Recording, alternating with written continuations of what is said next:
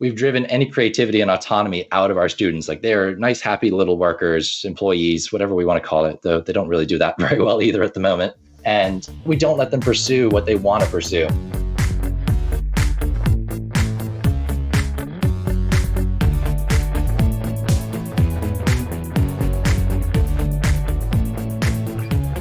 Welcome to the Phi Show, where you get a behind-the-scenes look into financial independence. Here's your host, Cody and Justin. Hello, everybody, and welcome back to another episode of the Phi Show. But I could not be doing this thing by myself, so let's check in with my awesome co-host, Justin. What's up, man? Well, since I've got the van pretty much finished, things are getting really, slow and boring here in quarantine land. This weekend, we just basically watched a ton of movies, did a bunch of food prep for the week. But the one fun thing we did was we had some friends meet us over in a park and had a nice socially distanced beer and enjoyed some sunshine on Sunday. But how about you? Same thing. It's been the same thing pretty much every single week. I'm doing my daily jogs. I'm playing board games and drinking some beers in the weekends with my buddies, hanging out with my girlfriend. But nothing too much in terms of things I'm doing, no traveling, nothing like that. Hopefully in the near future, our Tuesday updates will be a little bit more exciting. But for now, let's talk about what we have that is exciting, and that's our episode today. But before we dive into that, let's take a quick pause for our partner. Keeping track of your net worth is one of the most important things you can do on your journey to financial independence. If you don't have an idea of what your net worth is, there's no way that you can keep your quote-unquote score. One of our favorite tools to keep this score is called Personal Capital.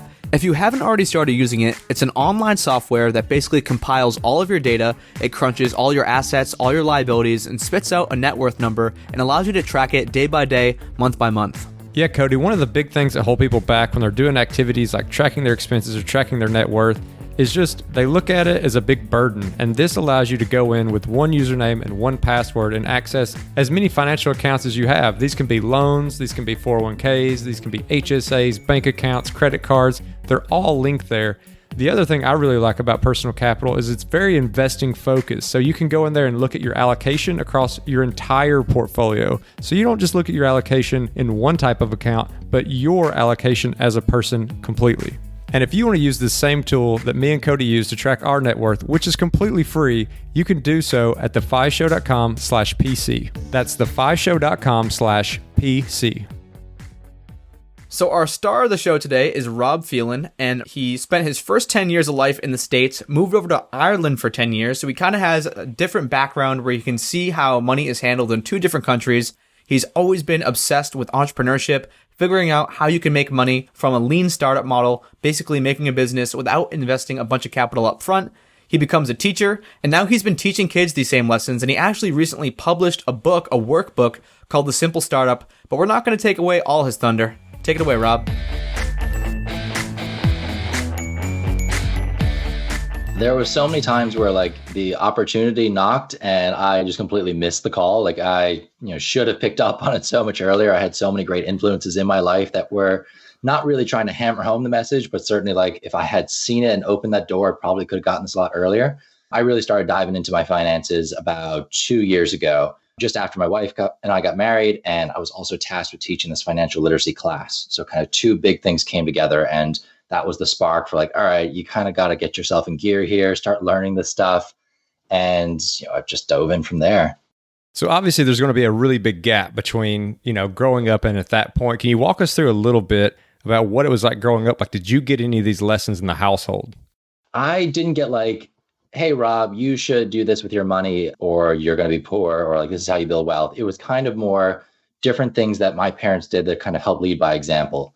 I was always encouraged from a young age to save. I was very fortunate. The elementary school I was in Ireland had like a junior savers program where like the local bank actually came into the school and set up a mini branch in the school. So like kids got to run it, and every week you could take your money, deposit it, get your little book signed that you had increase your balance by this amount.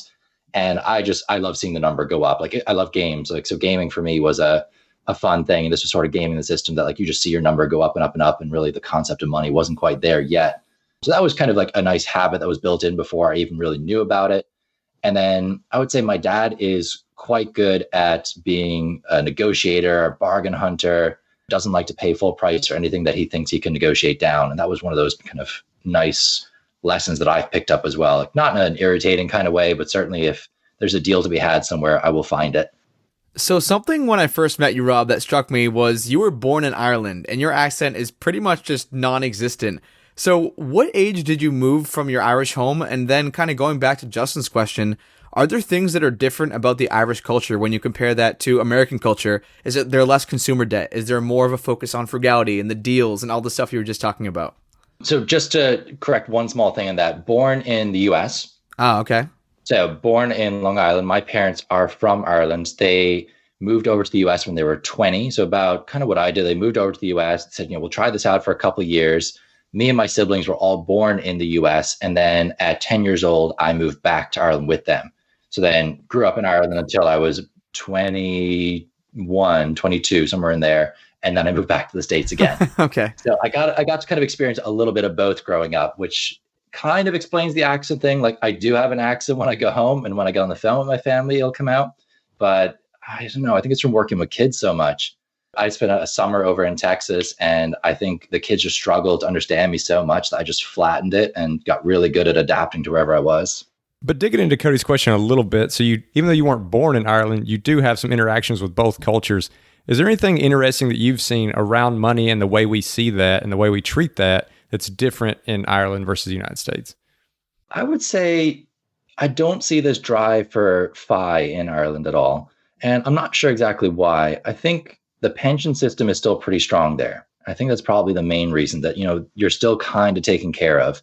There is a pension that people pay into. It's enough to be kind of just comfortable on when you hit that retirement age. Like there's no real drive, desire to stop working earlier or build up your own net worth because you want to have a more luxurious lifestyle when you retire. It's okay.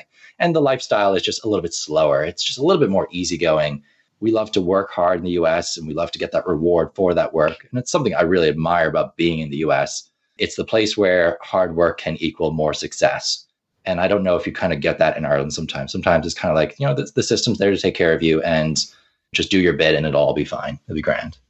Something I noticed about a lot of European countries and Australia, I lived there for 6 months, is that it seems like the systems are set up where there aren't these huge poverty gaps.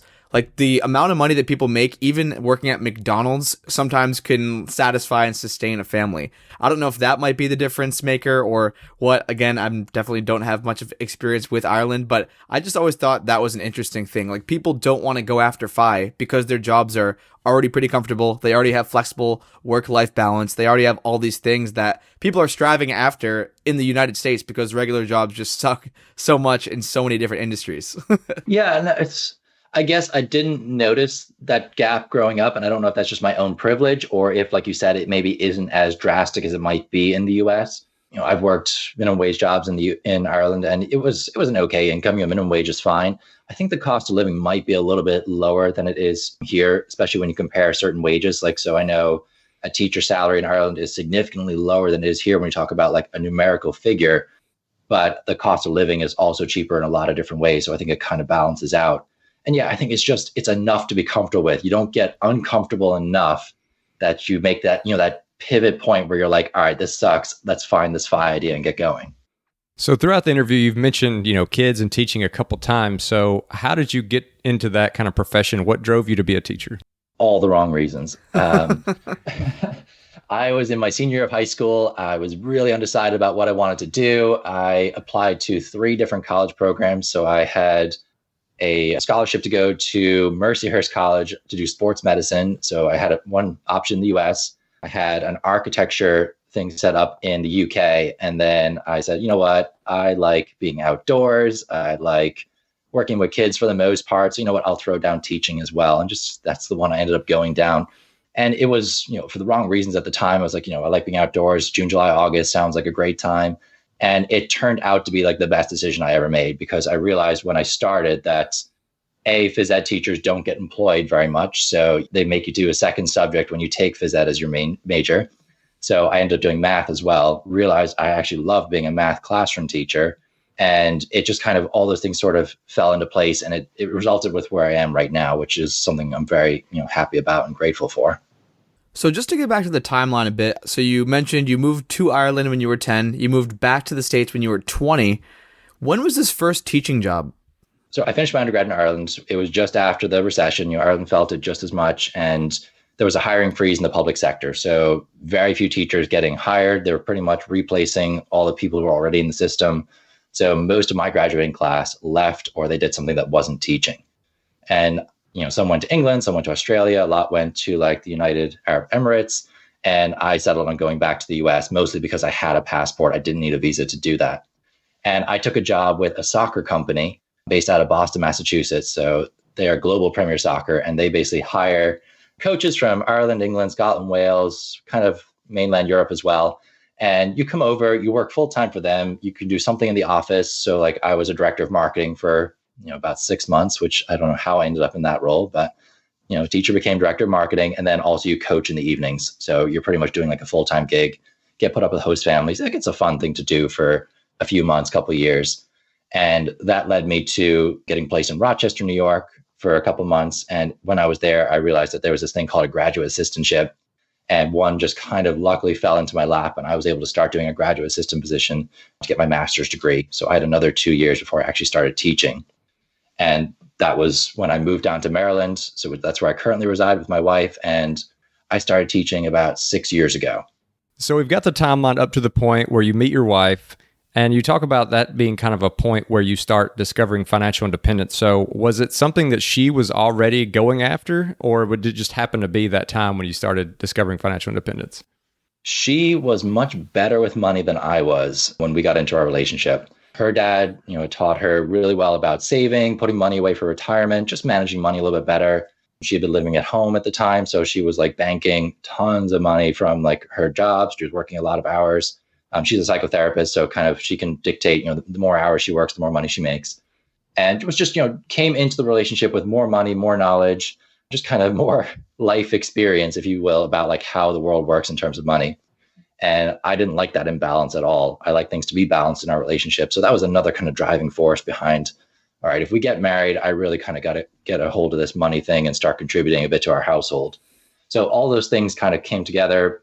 New job position came up where I was teaching personal finance, this thing with my wife, and we're like, okay, I want to balance this out. So that's when I really just deep dived in, found Dave Ramsey, was like, I'm getting rid of this little bit of student loan debt I have. We're going to pay off both our cars. She had some student loan debt as well. And within like 12 months, we hammered out probably about 20 grand worth of debt. So it was, we went in deep and fast. And when we got to the end of that, we started looking for more, like kind of like most people, you reach the end of the Dave Ramsey paying off debt and you're kind of like, oh, it's just invest more and have fun. And I kind of wanted more. So I started looking for other podcasts. And that's when I started coming across things like Choose FI, Afford Anything, Stacking Benjamins. Those were the podcasts that really I gravitated towards.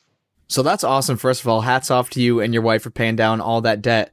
But I know something we're kind of glazing over in your story a bit. I know you mentioned you didn't get serious about FI or like managing your personal finances until 2016, but a big part of your story is entrepreneurship and building businesses. And I know back in the day, if I'm not mistaken, in high school, you had your first foray into entrepreneurship. And could you just talk about that and how you fell in love with entrepreneurship? Oh my gosh, I gotta go back in time again. Okay. So yeah, we're back in high school in Ireland. There is this really cool idea. It's called transition year. So when you get to the end of 9th grade, so school systems are only split into 2 levels there. You have elementary and you have secondary. So you do up to 6th grade in elementary, and then you switch over to secondary school. So you change buildings, things kind of get into a bigger building, all the smaller schools come together, and you do another 6 years in secondary school. So at the end of your 3rd year, so 9th grade equivalent, you take a set of exams. So you do your big tests and you realize, what kind of levels you're going to go on to, what subjects you're going to take when you complete high school. But they also say to you, hey, do you want to take a gap year? And, you offer this to most high school students. So like, hell yeah, I want to take a gap year. You mean there's going to be no tests, no real like classes that you have to worry about. And it's all about self-development. So it's called transition year. It's this, really cool idea. I wish we had it here in the US. And basically every teacher kind of gets to do what they want in terms of the curriculum. So like the English teacher kind of gets to explore what they want to do. So we read different types of novels. We started a school newspaper. Our phys ed teacher, we went kayaking, we went surfing. Like we just did things that you would never do in a normal phys ed class. And then our business teacher, he said, you know what, you guys are going to start your own businesses. That's what we're going to do. This whole semester is going to be about you guys coming up with an idea, getting it off the ground and actually doing it. So rather than just the kind of, oh, we're going to do a business plan, this like, nice hypothetical business, It was like, no, actually, you're going to start it and you're going to do it. And that is just a life-changing experience when you think of my timeline. And it's what really influenced me now in terms of like the pedestal I put entrepreneurship on when it comes to Phi journey. A lot of times what's holding somebody back from starting a business is some kind of startup cost. And I'm just interested because you're in high school. How did that work? Like, where did you get the capital to start this business up with? So he never said in these words, but he basically was teaching us the lean startup model, where you start it for as low as possible, 0 being the ideal. So you look at what skills you currently have, what resources are already available to you, either at home or in school, what does not require a large amount of capital to get started. So when we were brainstorming ideas, it was kind of like, what are you excited about? And then what is really easy to get up off the ground? And that's what he wanted us to focus on. And you hear Alan Donegan kind of pretty much say the same thing if you've ever heard him talk about Pop-Up Business School. Like, what is it you're really passionate about? And then what can you start right now? And then start doing it. Like, so he was kind of teaching the same ideas as Alan, which I didn't realize at the time, but I've kind of taken a hybrid of what he does, what Alan does, and other things that I've read and come across when I started creating my own curriculum for entrepreneurship in the classroom. And that's what was the birth of The Simple Startup, which is the book that I wrote this past year about how to start a simple startup, your first business. So before we move ahead too far, and then we're definitely going to talk about The Simple Startup because you did some amazing work with that workbook. So what was this first business? I know our listeners would kill us if you didn't talk about that and if we didn't ask. Oh, I started Apple. No. It was this really simple cookies, brownies, like baked goods. Like, secret from me, I'm a bit of a baker. I like to bake. So my friends were not really doing anything. They were like, we don't have a good business idea. I'm like, well, I've got one. I want some help. Come on board with me and help make some cookies, brownies. So they were really good at getting ingredients, coming up with some of the more basic stuff in terms of recipes. And yeah, we produced cookies, brownies. We brought them into school probably twice a week. We got an hour for lunch, so we were able to sell for about 40 minutes of our lunch period, and we came out, I'd say, with about 500 euros profit. So yeah, for high schoolers, it was pretty good. And it was just a great experience to be able to do that. Like, it wasn't super complicated. It didn't take much money to get started. Like, I think we probably put like 20 euros in each to get ingredients. Like, most of us had the baking utensils, things you need at home. And then we started kind of growing the business organically. So once we had a little bit of profit, we invested in really dorky aprons that had our logo across them. And then we got a little stall for ourselves. So I paid a friend of mine who was into woodworking to like craft us this like little stall, and like they turned our logo into this big sign that was equally dorky. So it was really fun. And then it all culminated with a school business fair. So all the mini companies that had been created were in the high school gym, and there was judges coming around asking questions about the product or service that you came up with. And it was kind of like you got to present your business plan. It was a really fun, memorable event. So after having that experience, but you mentioned you don't have that in the United States. And so as you've come back here and you've started teaching kids and you don't have that gap year to work with, you don't have quite as much freedom as those teachers had. How have you incorporated that lesson into teaching your own kids? Are you guys familiar with Don Wettrick? I've heard of him. Yeah. So I listened to an episode with Don Wettrick, and he kind of voiced this idea about a innovation time. He does this in his own school, where basically he listened to a Dan Pig TED Talk that was talking about what really motivates people. They want autonomy, mastery, and purpose. So those are the three kind of key driving forces. And he's like, you know what? Education is not really doing that for kids at the moment. So what he did was he said, all right, we're going to cut down the academic time to 80% of the time kids are in school. And we're going to take about 20% of the time for kids to go pursue passions, whatever it is they want to pursue. And I listened to that and I was like, oh my gosh, that is exactly what I want to do in my school. Like, if you follow that idea that, the task will fit into the time that you give it, it should be possible to take a math class, for example, and do it in 4 days instead of 5. And then take that 5th day and actually make it a kind of an innovation time. That's my goal. I haven't gotten there yet, but that's my goal.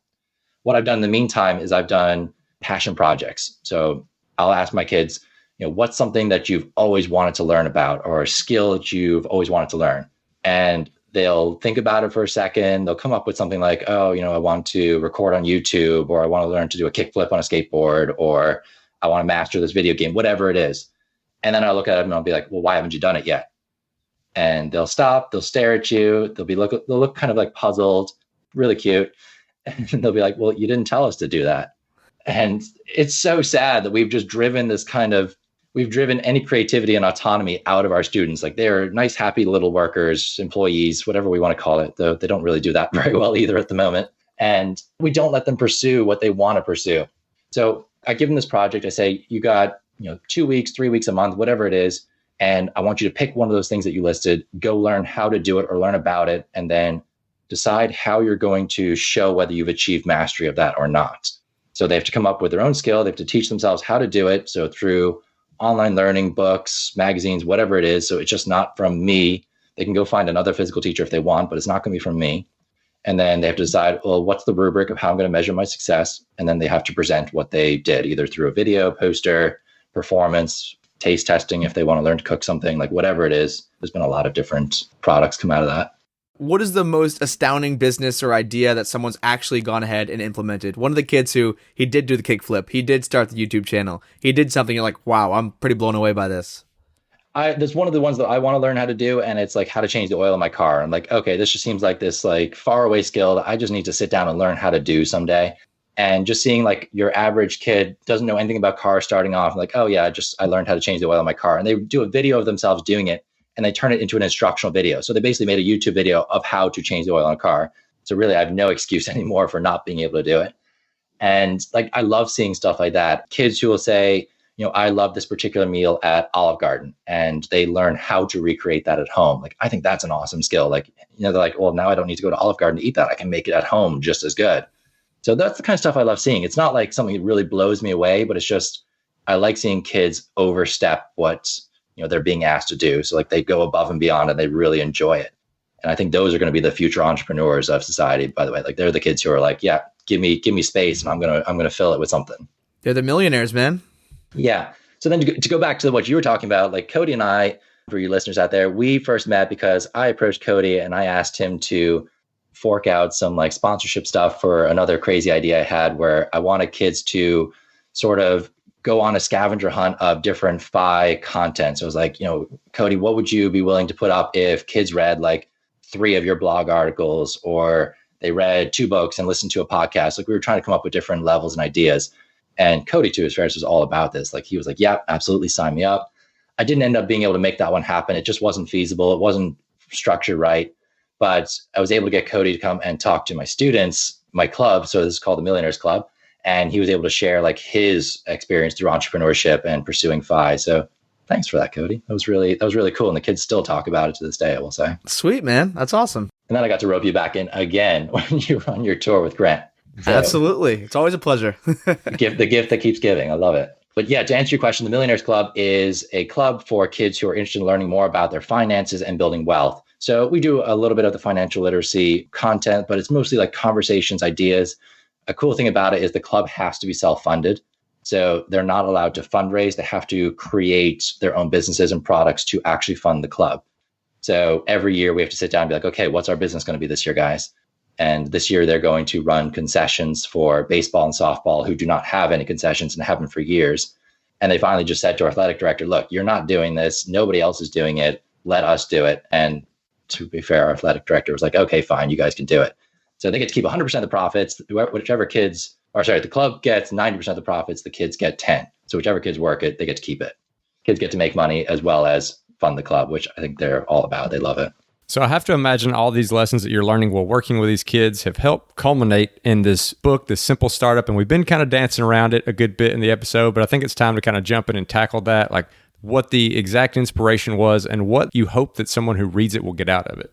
So the simple startup was, the culmination of all the different lessons I learned about entrepreneurship in one spot. I couldn't find a resource that helped guide students through it. I was pretty much coming up with all of it myself on the fly. And I was like, okay, I need to stop doing that. I need to put this down on paper, create structure around it. And it was started off just being like a big resource for myself. And then it got to like 60 pages or so. And I was like, you know what? This is something other teachers could use. And at that point, I was like, okay, I think I've got a workbook here. Never thought I would write a book. Like I was not your like English student growing up. I like to read for the most part. I kind of go through phases of reading, but like writing a book, no, that was never going to be me. And getting over that limiting belief was like a big life moment for me as well. That I'm like, all right, all it takes is an idea and a little bit of research or knowledge. And then, there are people out there who will polish it for you. And that's, my editor and publisher have been amazing at doing that. So they've turned, a rusty kind of, rough little document into this beautiful workbook that, has blown me away with like how nice it looks, how professional it looks, and how accessible it is for kids. Yeah, man, I was actually blown away. So you mailed them. I was at my mom's address, so I just forgot to give you my new address in Boston. And she got these 2 books, The Simple Startup, The Instructor's Guide, and The Student Workbook. And she's like, what books are these? These look so cool. And I was like, oh, it's my friend Rob. Like, he just came out with these books. They look absolutely amazing. And something you just mentioned there was it's a workbook. It's not the life of Rob and all the lessons you've learned. It's not a narrative. It's super interactive. And I feel like that's something you've been pressing a lot, is like being hands-on is one of the best ways to learn. So could you talk a little bit more about like the actual ins and outs of the workbook? Are these page by page, students are filling them out with a pencil? Is it a bunch of charts and graphs? Do they go on to certain websites? Could you just give us a little bit of a general overview? So it is essentially a how-to guide for getting that first simple startup off the ground. So you're a student and you're like, you know what, I'd love to start a business, but I just don't know how. And I don't have a teacher around who can do it. So, some of the books out there, like if they're just novels, like they're a little bit too dense for that first business, particularly for that age group. And there was nothing there for kids that would really help them. They might be able to find something on YouTube, but again, they'd have to like assemble information from tons of different places. So this was like the collection of that information. So you should be able to put this in the hand of any teen. And I say teen because it goes all the way down to 13 in terms of like kids are well able to handle this. And a kid can go through it and they learn about the different aspects of a business in easy to understand language. And then as well as that, it takes them through the steps of how to start their business. So you start at the beginning with your idea. Like, how do you develop an idea? Where do you spot pain points in society? Like, what do people want? What do people need? What frustrates you on a daily basis? And then what might a solution to that look like? And that's that kind of entrepreneurship muscle. I think I've heard you talk about that as well on different podcasts. You got to start learning to flex that muscle where you start seeing the problems in everyday life. And then you start thinking about, okay, what would a solution to that look like? So we start going through that. And the worksheets are kind of helping kids guide those thoughts. So there's some probing questions. There are some like fill in the blank stuff. Like, what are your strengths? What are your weaknesses? What do you like to do? What do other people ask you for help with? Like, those are some of the kind of early, easy ones. And then you move forward into, okay, well, which idea are you going to go with? So what's the easy to start idea and what are you passionate about? Let's pick that one moving forward. What is it going to look like? So you do a business snapshot. And this is just not a business plan, like just a 1-page document of who are the key players that you need to talk to. So like who is going to provide your products, who's going to buy them from you, how much are you going to charge, who do you need to like talk to in terms of like getting permission to do things, how are you potentially going to market this? Like just all those crazy ideas you have in the beginning, get them down on paper. And then you start kind of fine tuning as you go. You start there though. You start selling your idea. You start seeing, are people interested in this? So you move into market research, like what do people really want? Or who is the market that's going to want my particular product? So you can kind of approach it one of 2 ways. And then you go into like your marketing plan, how you're going to sell it. So the advertising plan, and then what are the finances of your business like? So I want to make sure kids are learning how to manage a budget. So this is a great way to learn about budgeting if you're just talking about it through the lens of a business. And then, what is the break-even point? How do you calculate that? So not a huge amount of math. Like it's a very basic formula where you would be able to plug in your numbers and then see how it works, but certainly applicable to a math class. And then it finishes off with how do you pitch it to like a potential investor or a judge? So like if there is this culminating event at the end, what does an elevator pitch for your idea look like? So if you have to describe your idea in 30 seconds, how would you do it? That's such a cool idea, such an awesome idea, something that I definitely wish, that I would have had a teacher who would have had a resource like that when I was growing up. I'm just curious because I know that understanding how businesses work, getting your hands dirty with entrepreneurship is such a great way into getting your own personal finances in order beyond just the business finances. Have you seen that be like a kind of a secondary outcome when kids go through this book, that they start looking at finances on a broader sense in more detail than outside of this business they're trying to start? I think it's one of those light bulb moments where kids realize that they can create income out of nothing. So like that limiting belief that we have that, oh, you're limited to the income that your job provides you. So like a lot of my kids, they have a part-time job of some sort and like, well, my income is fixed. Like I can't really make it any higher. Like they won't give me a raise. I'm only like a minimum wage worker. And then when they start doing this project, they're a little hesitant at first. Like, I don't have time for this. I got my part-time job to go to. And then you start realizing, well, wait. I can make more than $10, $11 an hour doing this, like, because there's no limit to it. And that's the beauty of entrepreneurship. And when you see that kind of moment come, like it's not every kid. Some kids are like, this is cool. I learned some stuff about managing budgets and finances. And, learning to sell is probably a cool skill. Like entrepreneurship, not really for me. But for the ones who really do grab onto it, and they're like, whoa, this is like a key to earning as much money as I want, or I get to be my own boss, like all the kind of cool things that come with being an entrepreneur. Like that's really awesome to see and super rewarding for a teacher. And I think even not only on the income side, even though I'm fascinated with like you just said, creating money from thin air side of entrepreneurship, being able to run a business, like it's really easy. Going back to your baking example, if you buy the ingredients for 50 cents and then you sell the baked good for $2 and like you're getting 150 profit and like you understand the expenses, you understand the income, but for some reason, 99.9% of people don't treat their personal finances like that. Like they don't even understand that they're getting into the red by whether it be going to college or taking out that car loan or the credit card debt. Like there's so many instances in real life where you can take some of these, like I'll call them like a balanced checkbook example, like you would need in an entrepreneurial business. And I think that's another awesome secondary benefit. Justin, going back to that original question, Rob, what is your ultimate goal? Like, how can we best help you to implement this? Is this mostly aimed at teachers? Is this something that a parent could hand to their 15-year-old daughter or son? Could you just give us an idea of how you want the Simple Startup implemented? When I started, I thought it was going to be just for high school students. I was like, okay, this is the market that I'm working in. This is what I needed as a teacher. So I figured it would be other teachers like me who would want it. But what I've realized through kind of sending it out to different people to read, proofread, just friends who have kind of like yourself, who've gotten a copy because they contributed to the book, I'm realizing that a lot of adults are saying to me, look, this works for me too. Can I use this? And yeah, it's really for the person who wants to try that first business. So like they're not really ready to throw a bunch of money into it. They're not sure if this is really going to be for them. They want to start flexing that muscle a little bit and see what it looks like. This is where you start. Like this is your very basic, most simple startup you can have. And then if you finish that, you can either keep going with that business or you can graduate onto something bigger, better. Maybe that's when Gold City would step in and be like, hey, we got these courses you can do. See, I got you back. And then, yeah, I've seen some parents who are asking, can I do this with my homeschool kid? Or, I have a son, daughter at home. Would this work for them?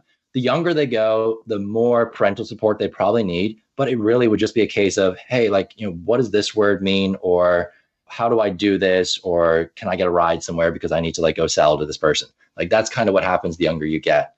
And I think there isn't really a young limit to it. Like, you could take a 7-8-year-old and they could start a lemonade stand super easy. Did you ever do that as a kid? I didn't do a lemonade stand. I had a hot chocolate stand. Oh, even better. Hey, you live in Massachusetts. You more need for hot chocolate. Yeah, exactly. So yeah, like if you said, okay, you've got that idea, like that's something any kid could start and do, but like if you applied the workbook to it, now there's a lot of lessons that could come with that very basic business idea. And all it takes is a parent to be like standing in the background, just kind of keeping an eye on things, making sure no one burns their hands on the hot chocolate. And no one's sticking their finger in to take samples of it. And they let them learn through experience. The joy of it is that you get to step back and let kids explore and learn as they do it. So yeah, to answer your question, I think anybody pretty much could pick this up if it's their first business and they want to get started. So Rob, I got to ask, because you've obviously got this big passion for people starting these businesses, but since your bakery business, have you yourself actually started any more businesses? What do you currently have going on? So I've dabbled in a couple of different things. When I really started getting into this FI idea, that's kind of when I started calling back on those memories of, okay, you can do entrepreneurship, you can start these businesses, you start listening to these financial independence podcasts, and you start realizing that a lot of people in the FI space have side hustles, other incomes. So I was like, okay, I really got to get back into this again. And yeah, I started a tutoring company. I referee lacrosse on the side. The Millionaires Club had a stipend attached to it, which I didn't realize when I started, but it actually ended up being a nice surprise. Coaching soccer at my school was another way to increase my income. So I was looking for ways to increase income. And I like to dabble in different things. If something doesn't work, I kind of shut it down again. So I tried my hand at blogging. It wasn't for me. And I guess I don't have not the discipline for it, but I just don't have the passion for it. I'm not excited by it enough to carry it through. So I knew I needed to just pull the plug on that one. Whereas this, you can kind of hear my voice, I'm still super passionate about it. And I struggle with that imposter syndrome as well of well, I haven't started a Microsoft or an Apple or something like that. Who am I to talk about entrepreneurship to kids? And I realized that, this is kind of what most podcasters, most teachers do. You're not necessarily the expert in the room. A lot of us are crowdsourcing our information. We're doing research, we're finding it, and then we're collecting it, we're putting it in a way that it's easy to understand. And that's really where my skill set is. I can take information from a lot of different sources, potentially written in a way that's a little more complex for the average reader. And I can say, okay, here's the key ideas here. Here's what it looks like for someone doing a simple startup. And I can put it in a way that's sequential. It runs nice and smooth. It looks nice. The questions are structured in a way that it's very clear what I'm asking. So like the teacher skills that really helped me create an effective workbook. All right, man. Well, this has been a ton of fun. Super glad we finally got you on the podcast because like you mentioned, we've been connected for a couple of years. We've done a bunch of cool things together. But if people want to hear more about you, they want to learn about the simple startup and know what it's all about, where are some of the best places where they can do both of those things? All right. So if you have anything you want to email me about, like particular questions, or you want to get this into your school, best way to reach me is rob@choosefi.com. You can find out more about The Simple Startup at thesimplestartup.com. I'm all over Facebook under Rob Phelan, and I'm on Twitter under Phi Educator.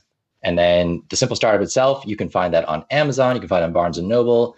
Awesome. Well, thank you, Rob, for all those different links and places where people can find you. We'll definitely link those up in the show notes.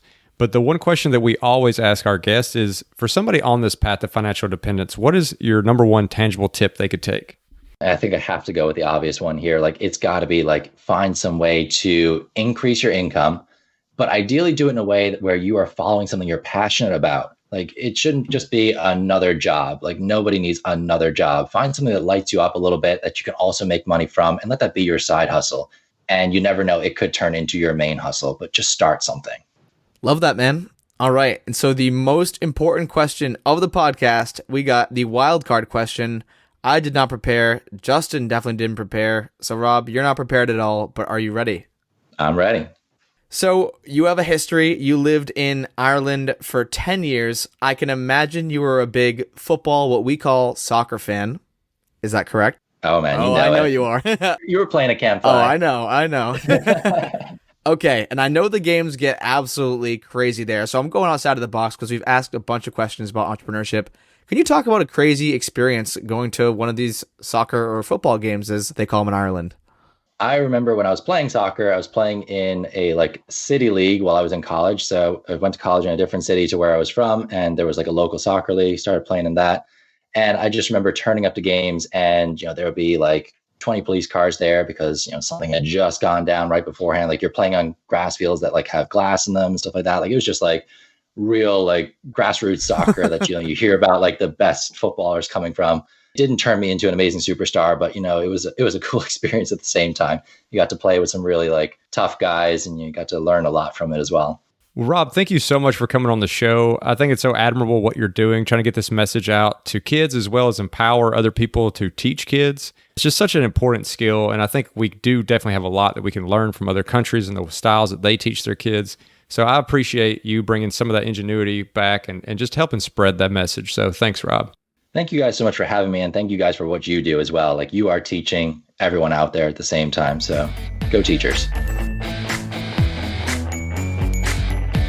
Alrighty, Cody, I know a lot of times, we've had people on and we'll ask them how they're specifically teaching their own children, but this was a cool episode because this is how Rob has brought a lot of these unique learnings that he brought from his upbringing in Ireland and been able to bring that into the education system here where he's teaching in a public environment and bringing a lot of these both business and financial literacy type education to these kids. And I think it's really awesome. But what do you think about the episode?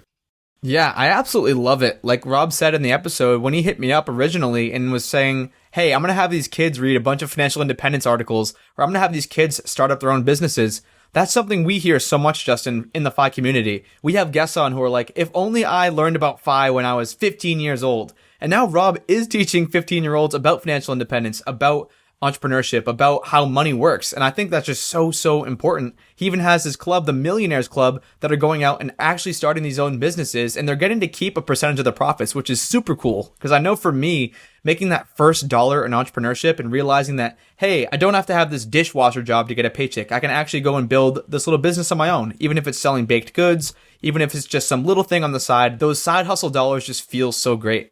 And I think my favorite part about this episode is those unique things that he was able to pull from his education in Ireland over to the United States. Because I think a lot of times us that live here in the United States, we have this fallacy that the way we do things must be the best way to do it. But you see a lot of these unique ways that these other countries give like these freedoms to their students and allow them to make some moves that are a little less structured and the power that can come from that. So like when he was in school, he had this opportunity to take this kind of gap year where instead of having these normal rigid classes, his teachers were able to give him a lot of flexibility. And to the student, it sounded really enticing because it kind of sounds like at first like, oh, well, I won't have to do as much. But in reality, he learned more in that year than he would in any other super structured year. And he was able to kind of take control of it and start that first business and see what that looks like. And those are lessons that stuck with him forever. And a lot of countries do cool stuff like that. I hope it also highlights, where people can look to these other countries, things that they're doing, and try to ask for that change to come into their own school systems. And if they can't get it there, to at least bring it into their own home. And so just diving into the Simple Startup a little bit, because I actually had the chance to dig through the pages and see how it was structured, and it's super interactive. That's what I really liked about this. It wasn't a parable. It wasn't some abstract story about someone starting a business. Like, you're filling out worksheets, you're filling out idea generations, and like Rob said, he takes you through the entire process, from thinking of an idea to figuring out how you're going to monetize that idea to actually putting the business in place to then making money with that business. So I think it's such an awesome tool for anyone, really. He created it at first for teachers, but this could be for a parent to hand to their 12-year-old son or daughter. This could be for an aunt and uncle to give as a Christmas present. I think there's so many practical uses for this. And I know, Rob, this guy poured his heart and soul into this book. He spent hundreds and hundreds of hours, went through hundreds and hundreds of revisions. I know he partnered with the Choose 5 publishing company, so he had people helping him over there, like our friend MK, and he went through such a rigorous process to what came out to such an awesome product. And now it's time for the call to action. So the call to action this week, Cody, is if people listening, if they've got like a younger person in their sphere of influence that they can encourage to just try like a small project or try to start with these small businesses, then maybe they can help like push and guide them to that experience.